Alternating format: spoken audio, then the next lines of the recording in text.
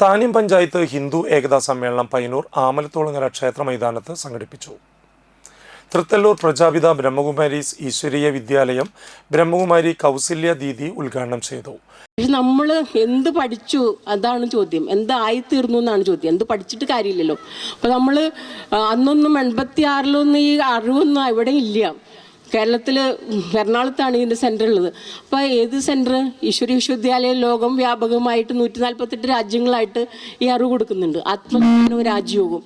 ഈ അറിവ് കൊടുക്കുന്നതിന് നിമിത്തമായിട്ടുള്ളത് ആരാണ്? ആർക്കത് നേരമുള്ളത്? അപ്പോൾ നമ്മളെല്ലാവരും ഹിന്ദുക്കളെല്ലാവരും കല്യാണം കഴിക്കുക എന്നുള്ളതാണ് ഏറ്റവും പരമപവിത്രമായ ബന്ധം. അപ്പോൾ ഒരാൾ കല്യാണം കഴിച്ചു കൊടുത്തു കഴിഞ്ഞാൽ ആ കുടുംബം നോക്കുക, അത് അടങ്ങി ഒതുങ്ങി ജീവിക്കുക എന്നാണല്ലോ.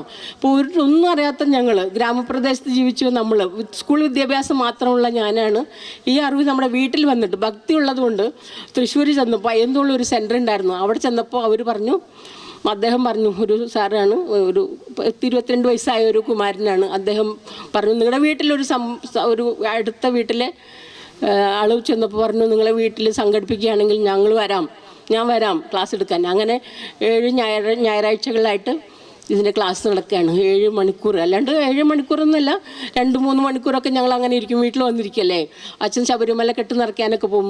തുലാം വൃശ്ചിക മാസം സമയമാണ്. അപ്പോൾ നമ്മളെല്ലാവരും ഇത് ആസ്വദിച്ചിരുന്നു.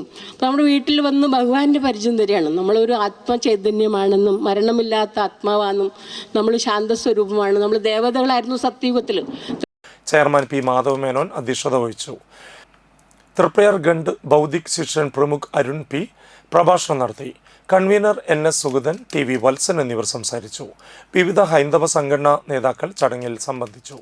തുടർന്ന് തൃപ്രയാർ ശ്രീരാമ ആത്മീയ സമിതിയുടെ നാരായണീയ പാരായണവും ചെറുവത്തേരി കീഴ്തൃക്കോവിൽ ഭജൻസിന്റെ ഭജനയും ഉണ്ടായിരുന്നു.